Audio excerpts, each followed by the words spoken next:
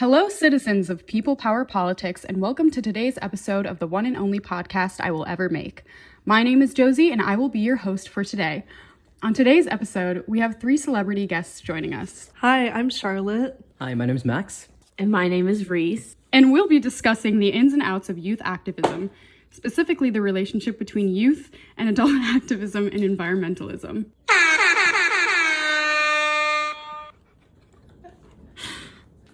So, let's dive into our topic. In this episode, I'd like to explore how youth activists in particular play a role in environmental activism and how their unique perspective is a powerful and influential factor in their success. I was inspired by the Free Your Voice movement in Baltimore that we read about in Fighting to Breathe by Nicole Fabricant. The rapport-building strategy it utilized to help youth develop a conscious mindset about the environmental oppression they were facing and their subsequent use of art to spread their message made me curious about the other ways in which youth go about advocating for environmental rights. Today, our guests will be sharing stories about their time as youth activists and the outcomes of their advocacy. We will take a look at the way pop culture has portrayed environmentalists and discuss the similarities and differences between these forms of advocacy and the ones we experienced as youth activists. And lastly, we will discuss how youth activism with environmentalism, or in general, has informed the way we carry ourselves as adults. I would like to start with a short story from Reese about their role as a lead advocate for change in their high school. Reese, please tell us the heartfelt tale of how you brought chocolate milk back into your school's lunches. And we can now flip to a more casual approach. Yes, so this was my first brush with activism. I was the fresh age of 9 years old. Mm-hmm. Yeah, I was I would say between the ages of 9 and 11. I can't really remember, but Middle school or high school? Elementary school. Yeah. Elementary school. So basically this was during Obama's presidency, and when Michelle Obama did the whole school lunch movement thing where she took a lot of unhealthy options out of school lunches, which is period. But but 9-year-old, 10-year-old me was like, what the heck, I want my chocolate milk. And everyone else in my class was also like, what the heck, we want our chocolate milk. So it all happened when one day we went to lunch, and this was the middle of the week, so it was very jarring switch. There was just I think it was either skim chocolate milk or low fat chocolate milk or something like that. And elementary school kids, they literally, you don't think they notice anything, and they notice everything. So there was immediate chaos in the dining hall, lunchroom, whatever you want to call it. And so I still vividly to this day remember walking over to the milk and scoffing to myself and being like, what is this? And going back to my table of friends and being like, we should do something about this. This is crazy. And everyone just laughed about it because we were kids and I don't know, not something we really took seriously. But I was very serious about it, and so was my best friend, Joe. Shout out Joe. We don't talk anymore. No, I'm kidding. Me and Joe were we need to do something. But it was mostly me. No offense, Joe. He just kind of wanted to jump on the bandwagon. Right. And you know what? I appreciated it because he was my moral support. So I went home and I told my parents about it, and I remember my dad was like, okay, let's do some research to see if low-fat chocolate milk is actually better, and if there's any way that we could find a way to bring it back with a compelling argument. So I was like, okay, let's go. So we sat down, and I remember printing out a page from a random website, and it revealed that low-fat chocolate milk actually had a higher sugar content. Was this actually backed by science, or was this just I have no idea. Also, it might not be a higher sugar content. It might be a higher something. I don't know.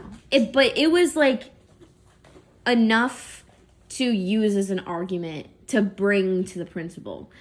And so my dad told me the next day to collect signatures from people at recess and whatever to see if people would agree. So then it makes the argument even more compelling. So I did that, and I do remember I had this sheet of paper. I remember asking the older kids, hi, they were like 11, and being so scared to ask them, but they all were like, yeah, we'll sign the petition. Like, I got so many signatures. I would say at least like 20 or 30. This was a small school, by the way.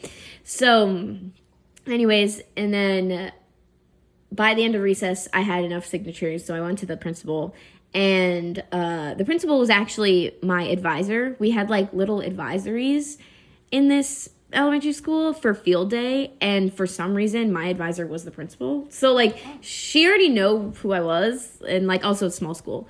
So like she's a very approachable person. Obviously that not everyone has such easy access to authority figures, but like, you know, I was 9.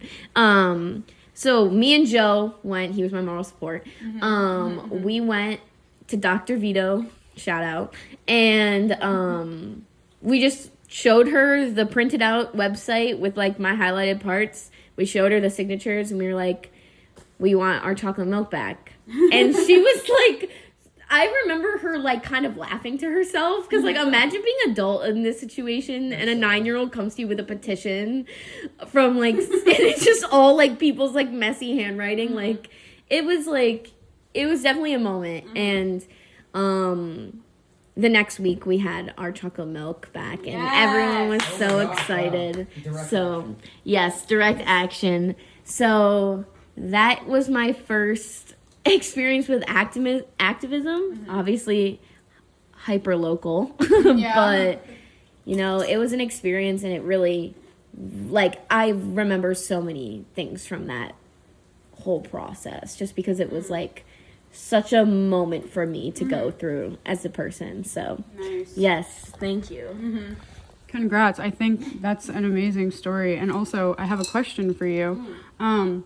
You're like the leader of, or one of the leaders of SU Pride right now. Pride Union, yeah. Pride Union, SU Pride Union, correct. I was wondering if like your beginnings in like advocacy kind of like influenced your return to advocacy in college. Yeah, definitely. So in high school, I was just not that in touch with what was going around me in my local community. I was very much like, I'm at high school, I'm with my friends, we're shooting the shit. Oh, I probably shouldn't say that. But then, like, going to college, like, this was the first time I ever moved schools, fun fact. So that elementary school I went to was also my middle school and high school. So, like, being at Syracuse, going to college. Close the window. Yeah. It definitely opened me up to that. But still, I was kind of not, I was more of a passive activist. No, you're good. A passive activist, if that's like, I don't even know if that's a thing, but like, you know, I would do online activism. I would educate myself on different things. I would sign petitions, make donations, tell my friends about it, things like that, but nothing super substantial.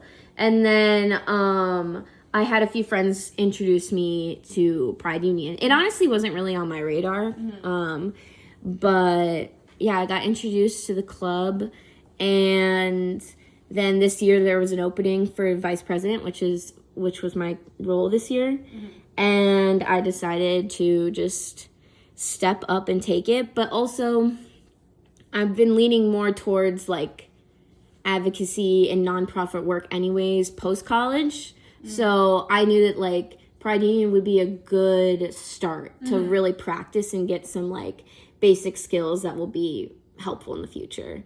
And it was also really fun in the process. So do you think that like doing advocacy as a youth kind of like made you more confident, like doing public speaking and just like participating? Do you think it also like influenced your choice in major, like in college? Yeah, I would say so. I mean, I wasn't very active in high school, and that is the one thing that I wish that like I could have done, because when we read Fabricant's ethnography, was that it? Yeah. It did remind me of like, oh, that was so much time that I could have been dedicating to something, because I still had passion passion for certain causes and things like that, but there was just no like connection of how to like really get involved, which is like, I feel like that's how she shows how people can really get involved. So that there was a missing link there, and I think that is what kind of pushed me to activism at this part of my life, because I like kind of, I hadn't really been exposed to it. I mean, the chocolate milk thing just kind of shows that I've like, it's been there, but it's more of like meeting people and like learning about new opportunities. Like Pride Union kind of just fell like into my lap almost, because I just like met some friends who were in the club, and then you know, it was kind of all by chance, but that's also like the power of just meeting people on campus and stuff like that, and being open to new connections. But yeah, I would say that like it was more so like the lack of activism that I did in high school that pushed me to do more in college. I went to an arts high school. I was kind of telling you guys about this earlier, but I went to an arts high school in New York City. And so there was always sort of like this expectation that there would be advocacy. Like you had to like in classes, and especially I was a drama major as well.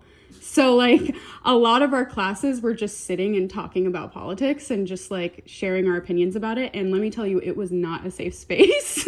Yeah, like people like would shoot down your opinions if you were like slightly off the mark. And like, this is like, we're in high school. We don't really know that much about politics. We're like just stepping into like, you know, the world of advocacy and everything like that. Why. Yeah, honestly, that's probably why. But like, I don't know. It was just there was a lot. And so it did kind of like push me to become more like politically literate, I guess. And I remember like there were always protests, walkouts happening. And some of them were like encouraged by like teachers and stuff like that. I remember like there was a sit-in once, and I think the sit-in was for gun violence in schools. And there was also like a walkout for like feminism. Like this was after Trump had been elected, but there was some stuff going on like during his presidency at some point that like influenced people to go and march for it. So we did that as well. And this was just kind of like a school organ, like people knew that it was happening in the city in general, and kids in the school were just like, we're going, like we're walking out of class and we're going. And I remember for like environmentalism stuff, I like always was very interested in that stuff because my parents were super like environmentally like, we have our own chickens. Like we get eggs from like our chickens, and like we compost everything and like recycle everything. And my parents are very anal about it, which I am grateful for because I think it has like helped me. But it also like fueled me to like want to participate in environmentalism. And I remember I was taking like an environmental science class. And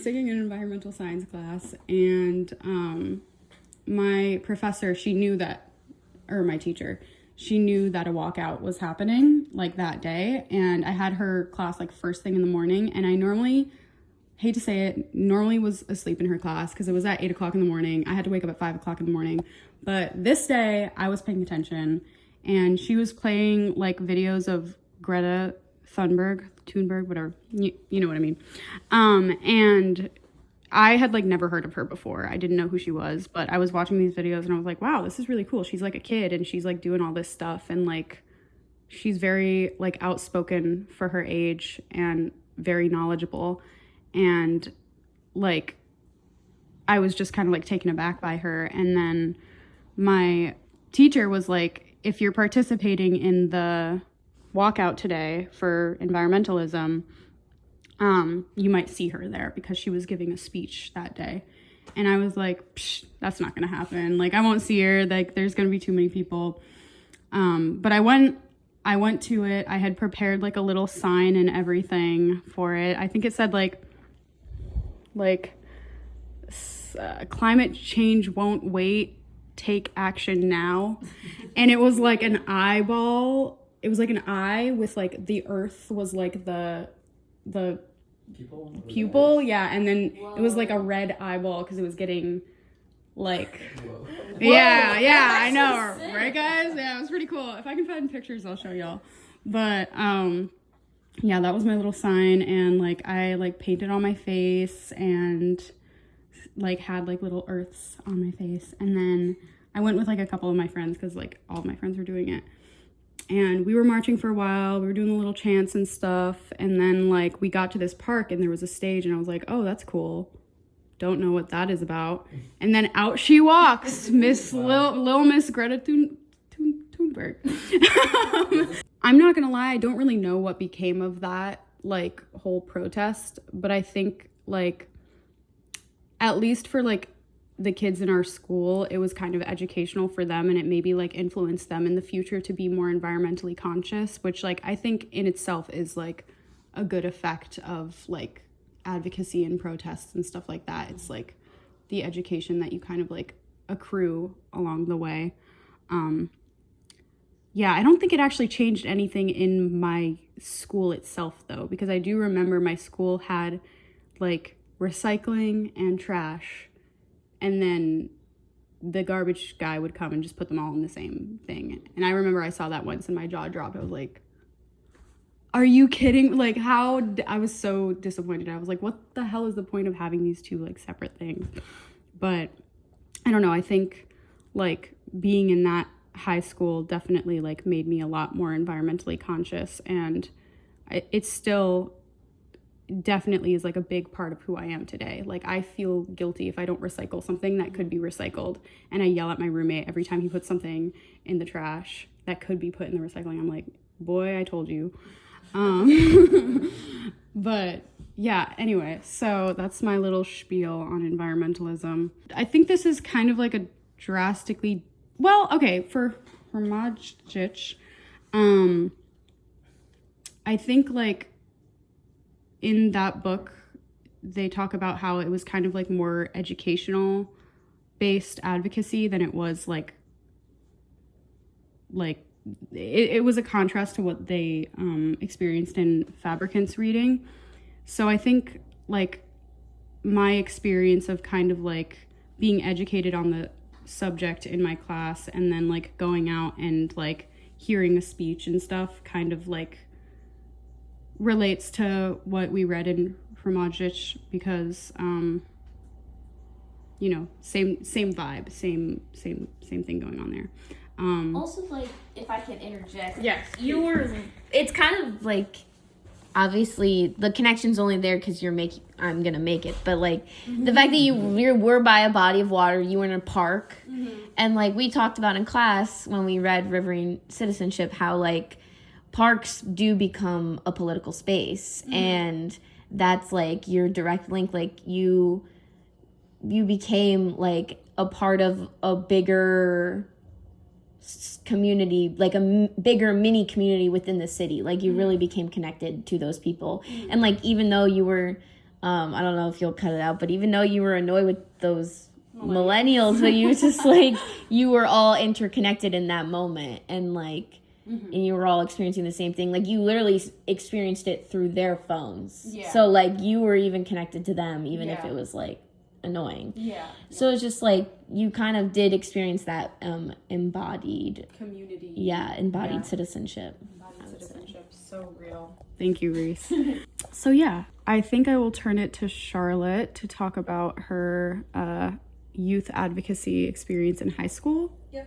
Awesome. Okay. Tell the audience. Hi. Okay. So, yes, most of my environmental advocacy and activism in general was in high school. For context, I grew up on Long Island, and so I was always surrounded by nature. I was on the North Shore of Long Island in a very small town. So, lived by the beach, always spent time hiking with my dad, loved the swamp, loved the marshes, loved the water.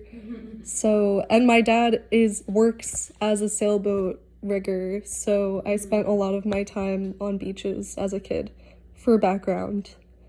So I did relate a lot to Professor Haramadic's work because I could feel the love of the water and of the environment.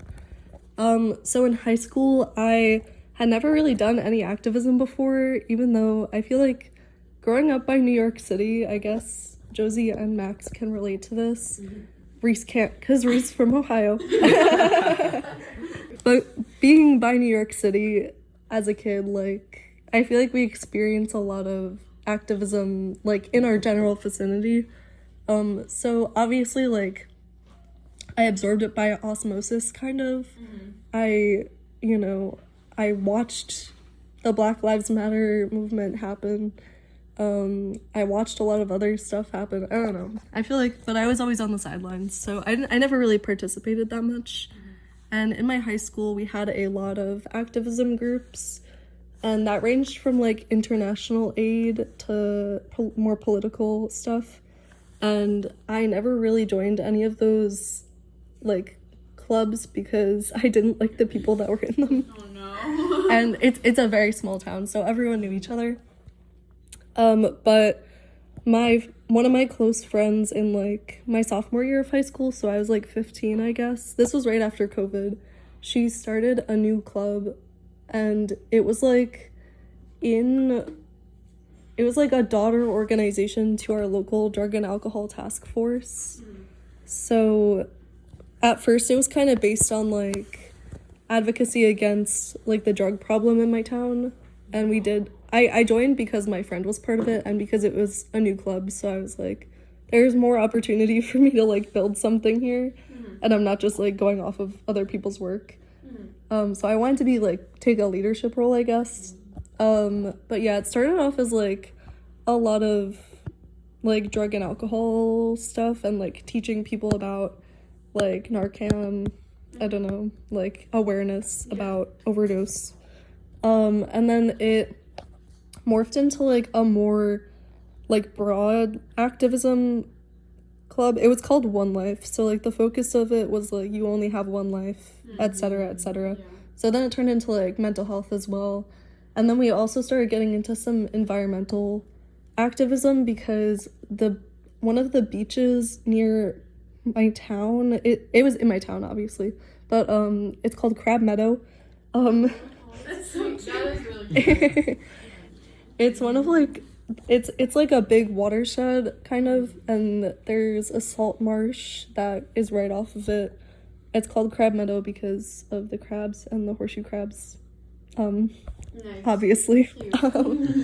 But like, in that beach, a lot of kids, like, abused drugs and alcohol and, like, partied back there, and it was like a gathering spot for all the middle schoolers who couldn't host parties at their houses.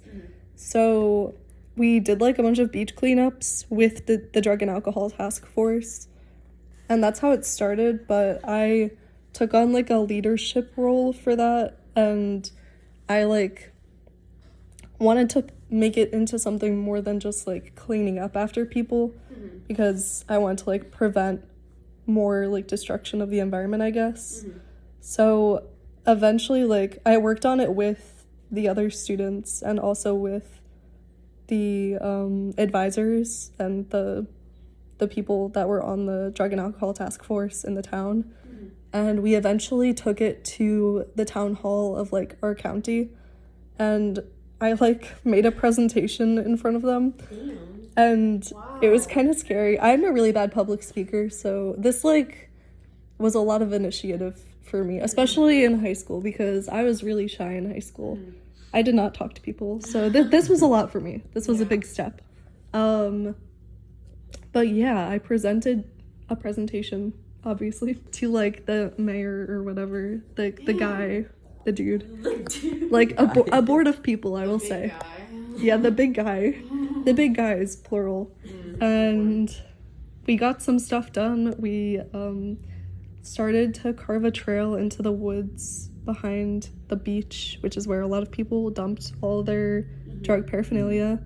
And we started to make it into more of, like, a family-friendly, like, educational space. So yeah, it turned out pretty good. But that's what I focused most of my activism on, because I cared about the drug problem in my town, but I felt a lot more connected to the environmentalism part of it, because I've always loved the beaches, and I've always loved being in nature, so I I really care about it, and I still to this day really care about making the environment healthier and less, destroyed. Yeah. But yeah, that's it. Thank you. Thank you so much for sharing. Was it just kind of like a speech, or was there any, like, were there any other performances or anything else that happened at that, like, event that you can recall, or was it just your little speech?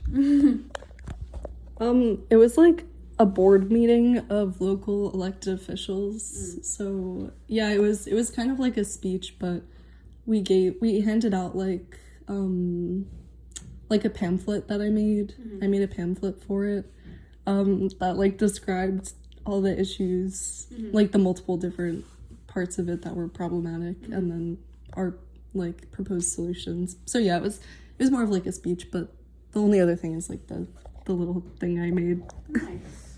Thinking about like the readings that we read, like specifically Fabricant, which was like that rapport building, like it started off almost as like a group therapy after school type of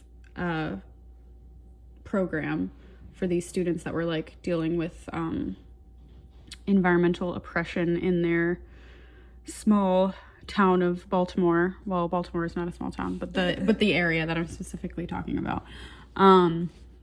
And then it kind of like grew into like a more like advocacy based like group, because they kind of were able to not look past, but almost like experience like the realization that they were being oppressed. Do you think that like your like program that you were in had any of those techniques in it, of like that rapport building strategy or anything like that? How does it like differ to that, and also like how Hermagic's reading went in Riverine Citizenship? Yeah. I would definitely say there was a lot of rapport building in the club, because like I said, it just started out as like a few of us.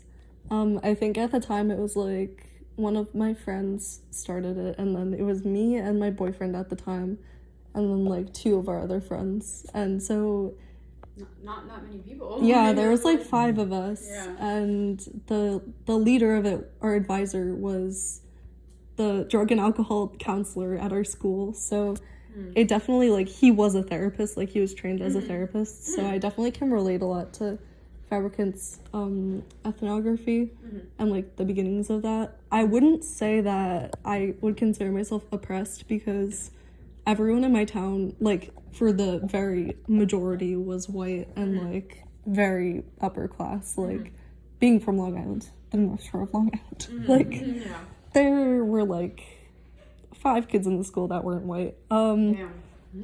But I think I would say that I definitely did not realize that mental health was as big a problem, because I've experienced depression and anxiety for like most of my life, but I did not realize that it was a bigger problem, because I didn't, like, no one really talked about it as much around us, I guess. So that aspect of it, I would say, became like a solidarity building thing. And it also led to me wanting to do more activism in that area.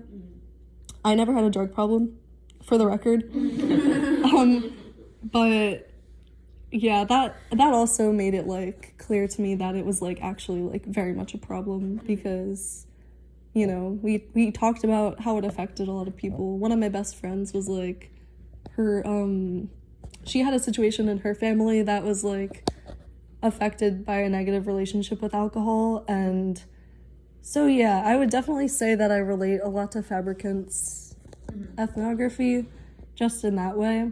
And then with Professor Hromadic's ethnography, I definitely relate to the love for the park and like the environment and the water. And I also would relate to the emeralds, because I think that a lot of the activism we did was very like pedagogical, and it involved a lot of teaching. Obviously the emeralds developed under socialism, so it's very different.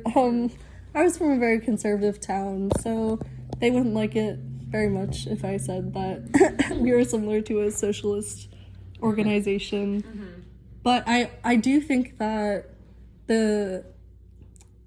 activism by youths is a lot more effective than activism by adults because, like I said, we were working with the town's drug and alcohol task force, and that was like mostly middle-aged to like much older people, and they were like, they want to see like kids' faces on this, they want to see like a kid presenting at a board meeting. Like, they very much encouraged it because they were like, yeah, this is the only way that it's going to get through to anyone. So that I also would say. Why do you think kids being the advocates is like more convincing for people, especially like with environmentalism? I think it definitely can be specific to environmentalism. I know we talked about this in class, like in one of our discussions, but I think people associate children with nature a lot, and like that comes with a certain infantilization sometimes, but I think that association is also powerful because we relate the environment to like the health of our planet, the future of our children, and seeing kids like advocate for their future and seeing them, I guess like seeing how it affects the future of our children and not just the present is very much like powerful for people. But I also think that in general, like seeing kids do stuff makes it like elicits more of like an emotional reaction from people as well.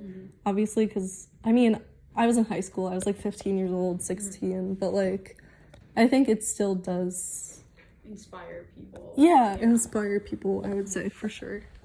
Stay tuned for part 2. Welcome back. Now we will hear a story from Max about his experience as a youth advocate in Chinatown. So I started work at an organization called Project Reach in Manhattan, Chinatown, when I was 14, turning 15.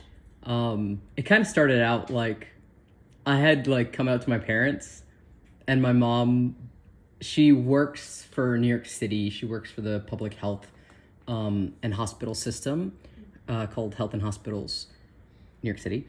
And so she has a lot of contacts all over the city with a lot of like organizations, and like the people come through there and they just are connected with all sorts of organizations. So kind of the way the story went is when I had come out to her, first as gay and then as trans a year after, she didn't know exactly how to respond. And so she didn't really have the resources herself to kind of understand or help me with that. So she reached out to some of her colleagues, and she heard about an organization called Project Reach, New York City. So this organization was based in Chinatown, and originally the director, Don Cao, he started it back in the 80s, I want to say, as an outreach group for Chinese and Latino gangs in New York City. He was always very intentional about it being a very collaborative space, having it be like a very lateral kind of system. So there's no like hierarchy. So a lot of youth always have that voice. So he had always felt that like including youth and like having that voice for yourself to platform yourself and other people is important. So essentially when I had joined, I just started out kind of going to their support groups on Fridays. And eventually, as I kind of got more involved, I got involved with their group called the Winternship. So that was throughout the school year. It was a peer advocacy and anti-discrimination trainings. So it was both facilitated by youth and adult staff at Project Reach. And so what we would do there is we would have anti-discrimination trainings for high school students across New York City. So we would mainly have it in the space in Chinatown, it being like a very kind of central space for students from all boroughs to come in and join the space. And so like students were paid to learn, and we were paid as youth staff. We still had a platform where we could share our voice and definitely have input on decision-making processes for what we wanted the curriculum to be, how we wanted to facilitate the sessions, and other sorts of advocacy that we would do with Project Reach. So some of the other things I'll speak about later, but we had that kind of decision-making ability that was really pretty revolutionary, I would say. I had worked one internship beforehand at a different nonprofit, and that was fairly standard in the way that that worked. So when I came to Project Reach, it was certainly very different. One, it was very community based because these are high school students from all sorts of high schools all across New York City, ages ranging from, I would say, like 13 to 19-ish. So it was, pretty diverse age group as well, and extremely diverse in the way like people's backgrounds were. So we definitely kind of all were in that same boat of like, these are our peers. We all come from all sorts of different like ethnic, cultural backgrounds across New York City. And people had like all sorts of ranging like financial backgrounds, class backgrounds, race, religion, gender, sexuality, all sorts of things. So when we were doing the facilitations, there was an understanding that this is like history and this is situations that we're teaching about, but only because you already experienced them, and just to give language to what you experience, and just to give you a way to take these anti-discrimination trainings and bring them back into your own communities and find out like what are the dynamics going on there, what are things that you see going on in your community, different dynamics of discrimination, and how can you, I guess, leverage your knowledge rather than your identity. Leverage your knowledge to help your own community, because I think that's like one of the most important things in advocacy that I've learned, is that if you go into a situation, especially with a group that you don't have personal experience with, there's only so much you can say to them, because these are the people that are experiencing the different dynamics and intersections of oppression. So a lot of it will be taken kind of harshly if you're not trying to level with people. And I think that was another reason that the work we did at Project Reach was so meaningful, is because it wasn't trying to say like, I know more about your community, or I know more because I'm the adult and you're the child or you're the student. It was very much, this is a collaborative effort, right? We're trying to work together to combat discrimination in a way that makes sense in each situation and each community that's happening. And that was something that was like definitely important to keep in mind. So I think, when we read Fabricant in class, that was something I extremely resonated with, because it said like 90%, at least 90% of the kids had raised their hand that either they or somebody they knew directly had like respiratory issues. So you're not talking about issues that people don't face, right? You're not talking about it as some abstract thing that, okay, this is something that happens in the classroom, or this is something that just happens to adults, or just happens to this part of the community. Like, these are all very involved topics. Like, they just don't have the language a lot of the times, and they don't have the platform a lot of the times.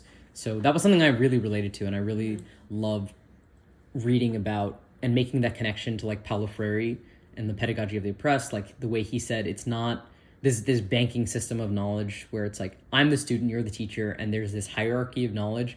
It really does a disservice to people's own experiences and their own knowledge. It's hard to tell people about their own experiences. And when you do that, you sound very out of touch. You sound very fake and very performative. And so when I came to Project Reach, it was like, that was something I found so surprising, and it really changed the way I operate in every single space working. And there's always this phrase like, kids are our future, kids are our future. But if you're pretending like kids only experience the real world, that's a phrase that gets thrown around a lot, especially in high school and college. Like, okay, now that you finished schooling, get ready for the real world. Right. And it's like at every single stage. The real world is everywhere all the time. Exactly. The real world is everywhere all the time. You're always experiencing the real world. Just because maybe you haven't joined the workforce. I think that's something that's like really particular, like because you haven't joined the workforce. But one, that does discount the fact that like a lot of time kids are working, and not even just not even just like I'm talking about like these internships or minimum wage jobs, like working at home, helping out their families. Like the kids that we met through the internship, a lot of them come from like different language backgrounds, right? Non-English backgrounds, or their parents are immigrants.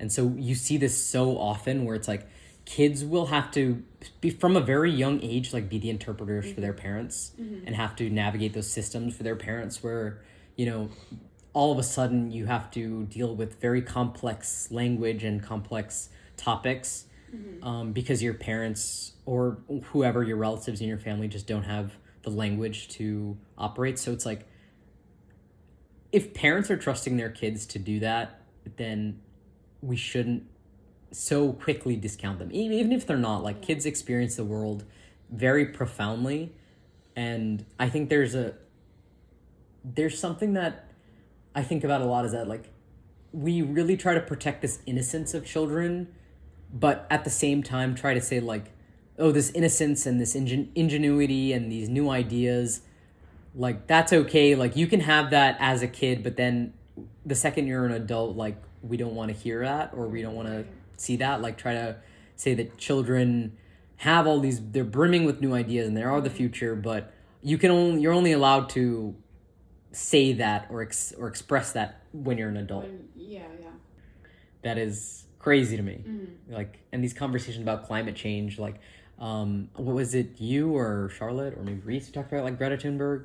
I can't remember. You talked about Greta Thunberg. I just remember like the visceral reaction people had when she started to speak out.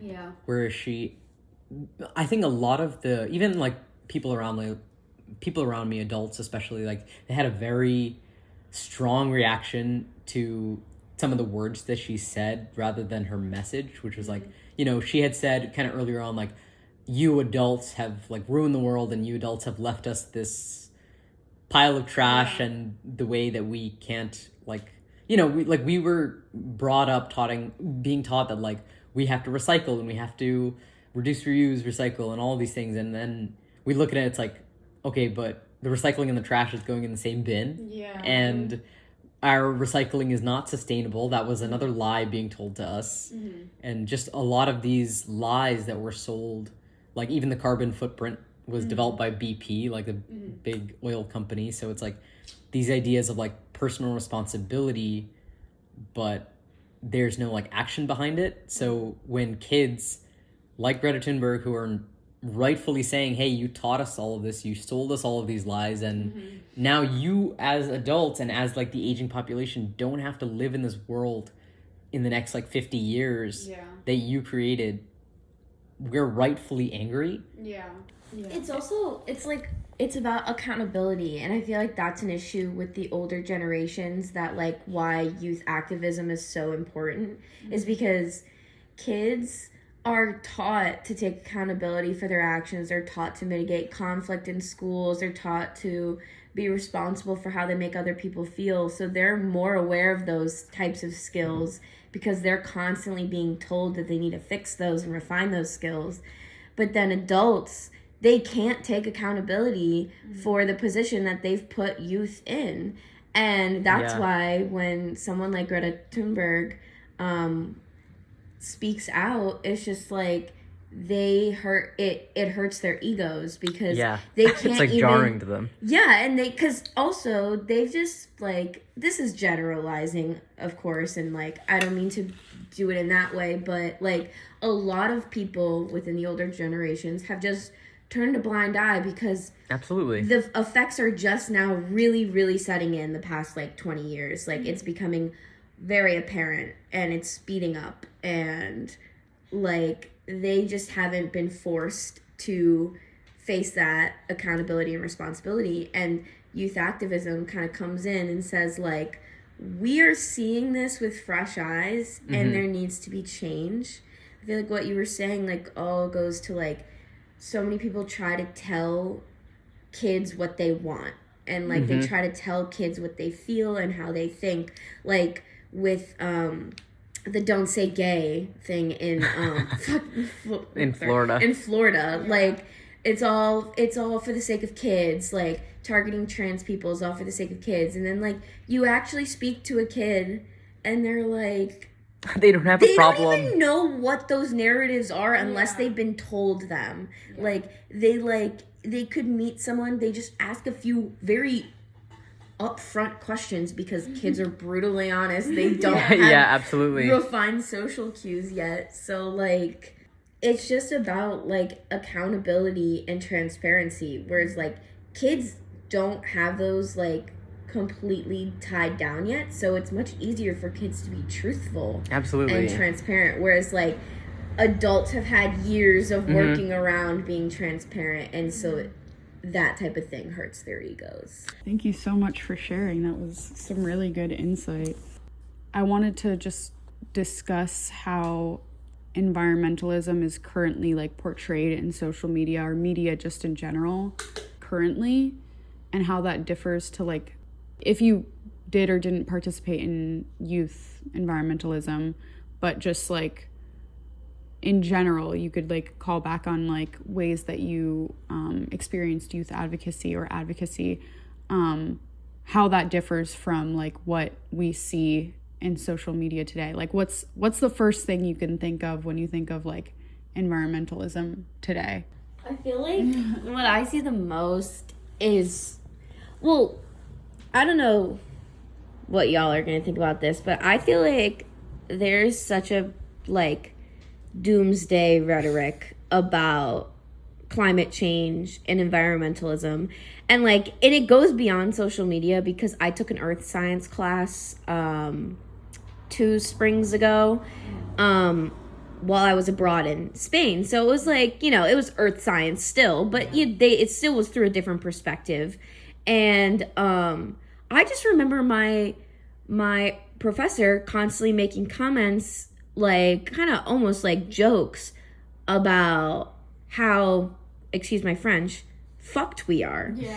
and then you go on social media, you know, like you'll see organizations like Greenpeace who are doing like very radical work and stirring the pot and throwing oil at oil paintings, and like they're making these statements and they're doing these things, and like Greta is out there on the front lines protesting and like whatever, but it still feels so far away. I feel like, especially if you're at college, you're looking at this through social media, like, and you're going to class every day. Obviously, yeah, you see the effects of climate change in your life. I mean, this spring alone is proof of climate change. And I love when adults, not to, like, I love how we're like low-key, like, dogging on adults, but, like, I just love when adults are like, this weather's crazy. Oh, my God. Can you believe this? Yeah. It's 70 degrees in February. And you just know that they're not connecting a There's dot in sight. Not a single thing is being connected to each other. And it's like, hello. Oh my God. This is Mother Earth being like, hi, how are you? Things are heating up, literally and figuratively. But I feel like, back to your question, is a lot of it is, you know, animal focused, and the ocean and the habitats and the ecosystems, which, yes, we should be centering those, because there is a lot to say about like multi-species relationships and like our relationship with nature and how it's been commodified, and like so many avenues of thought that we could go down. But I feel like that portrayal of climate change, though, takes us out of it. And I feel like that's where the disconnect happens, because it's like, yes, there is ice melting in the Arctic, and yes, polar bears are affected, and yes, like bees are declining and all these things. And it's like, we can see these things happening, but we need to start including ourselves into the mix, like, of like, people getting sick constantly because of the weather changing, and like people dying of heat waves. Yeah, heat exhaustion and wildfires in LA and how they're handled, and hurricanes in Florida, and like, and this is all just within the United States, like, let alone the rest of the world. So anyways, I feel like a lot of it has to do with like nature, but I think like with social media, like what Max said earlier, is we're more connected than ever. And that also means we are more connected to nature as well, even though social media is like directly combats nature, it's still like you still get that exposure to what's happening within areas that you would have never seen before. Like I've seen videos of like ice falling off of glaciers, and I've seen videos of like the Amazon catching fire, and it's like you used to never see those. And like if you got access to that information, it's because someone intentionally covered that story and made sure people saw it happen. Whereas now we're seeing it like it's hyper exposure of these things. So yeah, I'm kind of losing my train of thought here, but I feel like a lot of it has to do with like just the animals. But I feel like now, like through social media, this is when we can really tie in people as well, because the more we stay disconnected from it, the like worse the issue's gonna get, because it's this issue of like, well, what am I going to do as one person? Because all of these rhetorics of reduce, reuse, recycle that we're told and things, it places the blame on the individual when we all know it's the corporations. We all know it's BP and oil companies and fracking and now deep sea mining in coral reefs that just got approved by the administration. It's just like, are we serious? You're gonna mine into coral reefs in the deep ocean? Like, I'm a scuba diver, and that, like... So sick, by the way. It's just... Those are untouched by people. And yet, even before you even start mining, they are still touched because the salinity of the ocean is going up because of people. And the temperatures are rising because of people. And the colors are losing... Or the reefs are losing their color because of people. So it's just like, yeah, it's happening to nature, but it's because of our actions, and it's also happening to us. So however that all connects. I wanna go back a little bit to talking about the like oil paintings, oil being spilled on oil paintings, and I think that being highlighted is very intentional, because I feel like a lot of what we see in media about like environmental advocacy is like the bad side of environmental advocacy, which like personally, like I like art. I think it's a little silly to be going and spilling shit on art, because like art is a form of expression that I'm sure you I think there are 2 points there. One is that like it has become commodified and it has started to become like more of like a gimmick almost, as opposed to like an expression. But I think at its core, art is supposed to be expressive, and it is supposed to kind of like showcase your political or just like emotional thoughts, whatever. And I don't know, I think like it's not maybe the most impactful way to convince people that this is like an issue that affects everybody, but I think that being highlighted, and then like, you know, like the vegan lady, if you guys can recall, for those who aren't aware, there's this vegan lady on social media that is known for being kind of like aggressive in her ways of advocating for veganism, and she's kind of like a Karen, whatever. Anyway, like people don't like her, and I feel like it's very intentional that these are being highlighted, as opposed to like the many other methods that are being employed that are actually like helpful, making change, like sort of, you know, like advocating in a way that is convincing to people while also making like real impact. And those I feel like aren't really spoken about that often. And I don't know, I think it's definitely purposeful. I was gonna say, Yeah. So I think that's intentional, right? I'm not going to say that like I think destroying like priceless works of art is like the most, you know, impactful way to advocate, but I'm also not. if in the end I'm going to choose between like the planet and a Van Gogh, I'm going to choose the planet. But I see where you're coming from when you're like it's getting gimmicky. But I think that's a very intentional strategy by like news media outlets to show like the short-term harm that like advocates and protesters are doing rather than the message that they're trying to spread. That concludes today's segment of the only podcast I will ever make. Although we weren't able to discuss all the topics outlined in this episode, maybe I'll consider continuing this segment next week. Who knows? Maybe I'll even make it a weekly thing. I want to once again thank our celebrity guests for joining us, and thank our viewers for taking the time to listen. This is your host, Josie, and I hope you have a swell morning, afternoon, or evening. Bye-bye.